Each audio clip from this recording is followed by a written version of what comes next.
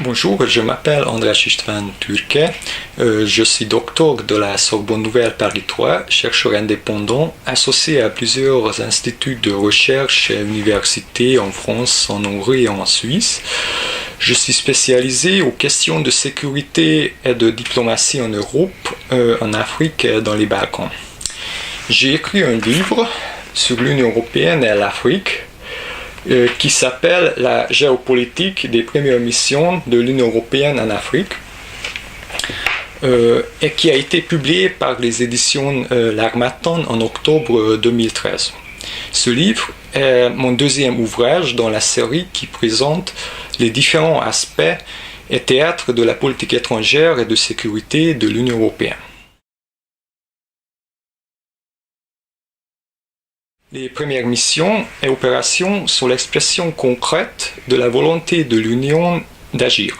Agir pour promouvoir la paix et la stabilité, agir pour contribuer à la prévention et à la résolution des conflits. Mais est-ce que les missions européennes, strictement limitées dans l'espace et dans le temps, sont capables de contribuer à la stabilisation en Afrique ? Donc le continent africain, au cœur des intérêts des grandes puissances, surtout à cause des matières premières stratégiques, le terrorisme international, la piraterie, et de plus en plus pour la migration et la fuite des cerveaux. L'intérêt de l'Union européenne est garantir sa propre sécurité et ses besoins et qu'elle soit un partenaire fiable des pays et organisations africains. La question principale à laquelle je cherche la réponse, c'est dans quelle mesure l'Union peut-elle devenir un acteur international.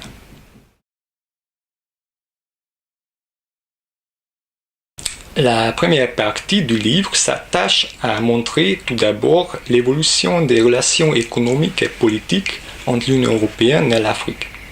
Il présente également l'activité des acteurs internationaux clés sur le continent africain. L'Union africaine, les plus importantes organisations régionales et les initiatives africaines concernant la sécurité collective.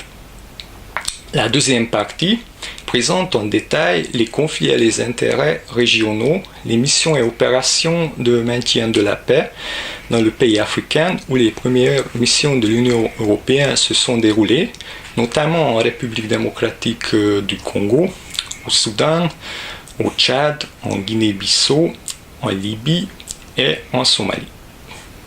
Le dernier chapitre sur la Somalie a été écrit en anglais par András István. À la fin de chaque chapitre, on tire les conclusions diplomatiques et politico-militaires. L'aspect géopolitique et l'approche régionale nous aident à comprendre la complexité des enjeux et des défis, la structure des conflits et à analyser les interactions transfrontalières car les crises ne respectent pas les frontières comme les frontières en Afrique ne respectent pas souvent les relations ethniques. Ce livre n'est pas forcément un ouvrage politiquement correct, car comme chercheur libre, je ne suis pas obligé de respecter la sensibilité des États membres ou de certains groupes politico-économiques. Ainsi, mon ouvrage peut donner des conclusions plus adéquates, présenter les aspects politiques et les contextes qui restent souvent ignorés ou cachés dans les publications officielles de l'Union européenne.